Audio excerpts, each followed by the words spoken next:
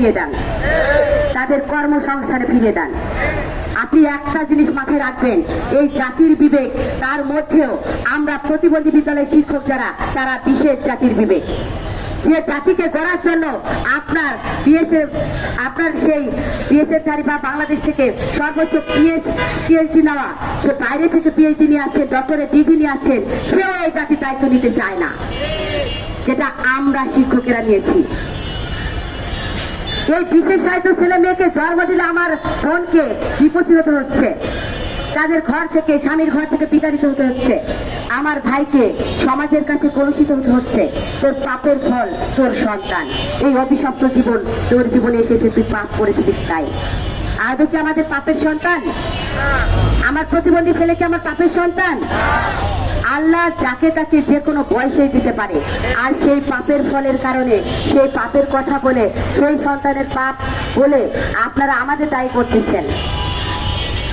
আমরা শিক্ষক যারা আছি এখানে, আমার অনেক ভাই বোন আছেন, অনেকে বিয়েটাও করতে পারেননি, বেতন হয়নি বিদায় বলতে লজ্জা লাগে, কারণ আমরা বাংলাদেশে পড়া শেষ করেছি।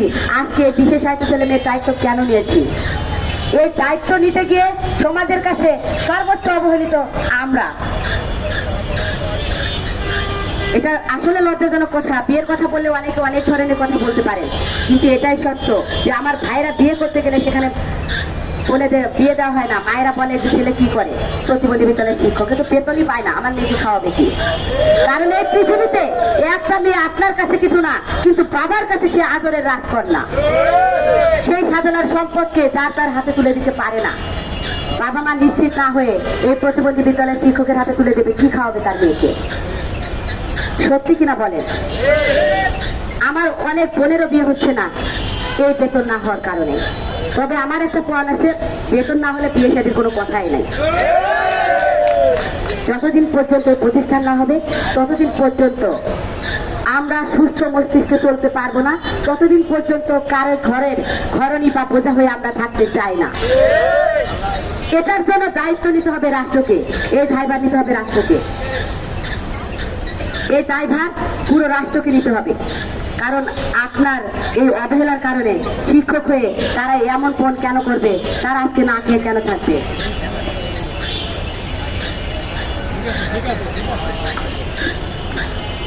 আজকে এই জাতির বিবেক এমন পণ করে যাচ্ছে দিনের পর দিন।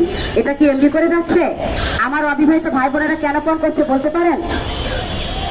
আমার এখনো অনেক বোন আছে এই চাকরি করতে এসে যখন শুনেছে যে শিক্ষক, তখন ধুমধামে 7 দিন আগে থেকে অনুষ্ঠান করে বিয়ে দেওয়া হয়েছে।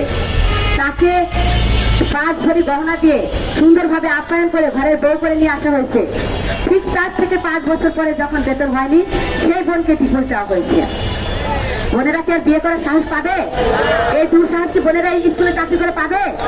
বোনেরা সেখান থেকে পণ নিয়েছে যে আমরা আগ্রহ হয়ে থাকতে চাই, ডিভোর্স করতে চাই না। এই কলঙ্কময় অধ্যায় আমাদের জীবনে নিতে চাই না। ভাইদের অধ্যায়টা কি? যখন তার ঘরের ঘরণীকে সে দায়িত্ব পোষণ না করতে পারে, ঠিকঠাক মতে ভরণ পোষণ দিতে না পারে, ওই বোন এক সময় সংসার ছেড়ে চলে যায়, তোর সংসার আমি আর করতে পারবো না। যদি না খেয়ে সংসার করতে হয়, তোর সংসার আমি কেন আসছি? যদি বলা যায় যে গার্মেন্টসে বা অন্য কোনো কাজ করে করো, বাবার সংসারে ভালো ছিলাম, তোর সংসার আমার করার প্রয়োজন নাই বলে আমার ভাইকে ডিভোর্স দেওয়া হচ্ছে। এটা কি আমরা ভাই বোন উভয় ভুক্তভোগী নয়? আজকে এর জন্য দায়ী কে? এর জন্য দায়ী কে? কে দায়ী?